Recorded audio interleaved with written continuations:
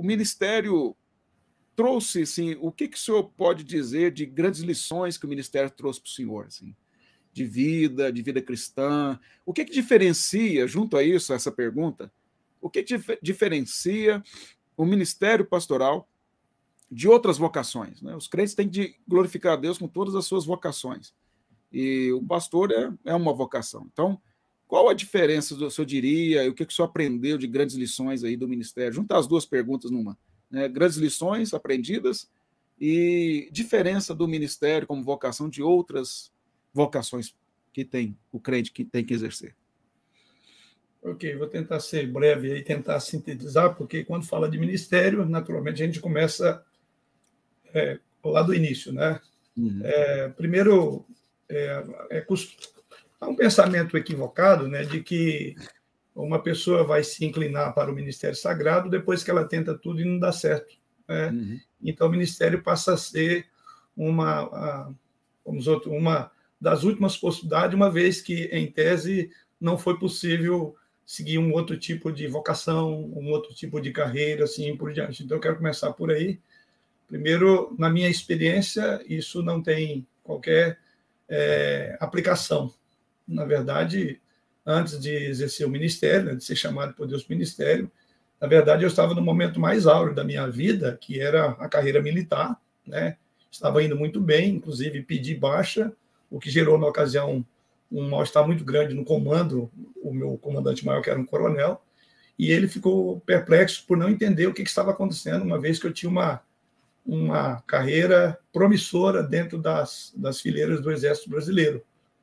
Então, e é exatamente lá onde Deus me chamou, ao conviver com pessoas não crentes, num ambiente bastante restrito, praticamente esses militares, onde vivíamos juntos ali praticamente 24 horas por dia, que é na casa alugada pelas forças militares, fazendo um trabalho que eles chamam de trabalho de campo, um trabalho de segurança nacional, fazendo mapa de guerra.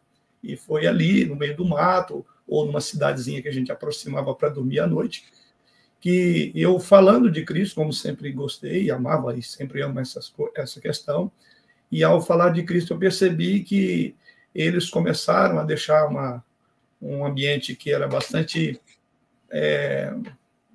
usar um outro termo aqui, não era apropriado para homens casados como eles eram, né? Eu era um dos 3 solteiros lá, e era uma vida bastante complicada quando terminava o trabalho nosso durante o dia, à noite tínhamos que dormir naquela residência alugada pelo Exército Brasileiro.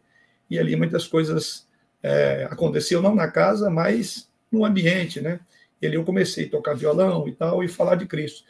E aí chegou um momento que eles já não saíam mais para os festejos na madrugada e ficavam ali na casa ouvindo, como eles diziam lá, se eu sabia tocar uma modinha, eu tocava, né, para atraí-los, não, falar um pouco da linguagem deles, e posteriormente vinha ler textos, e assim por diante. Chegou um momento que eu não tinha mais o que falar. Foi aí onde eu comecei a sentir necessidade, não pensava em ministério, não pensava em pastorado, essa palavra não era natural para mim naquela circunstância.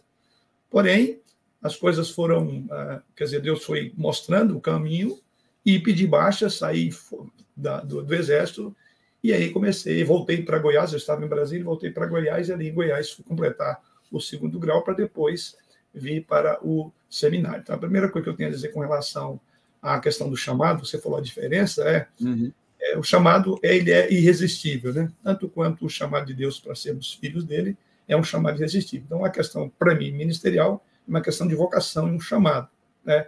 Em que ele diferencia de outros chamados? Eu creio que, assim como outras pessoas servem a Deus na sua profissão, porque também é um chamado, né? O chamado para o ministério, eu destaco nele, primeiramente, a quem é que nós vamos servir de uma forma direta. Servimos a Deus, né? Nós estamos sob uma fiscalização, uma cobrança humana, embora sabemos que isso ocorra, né? No sentido de que temos os órgãos acima de nós, tem o presbitério, tem a própria igreja e tudo, mas é aquela consciência de que você está fazendo não para pessoas. E é isso que, inclusive, encoraja a trabalhar, a desenvolver o ministério. Então, é um chamado irresistível,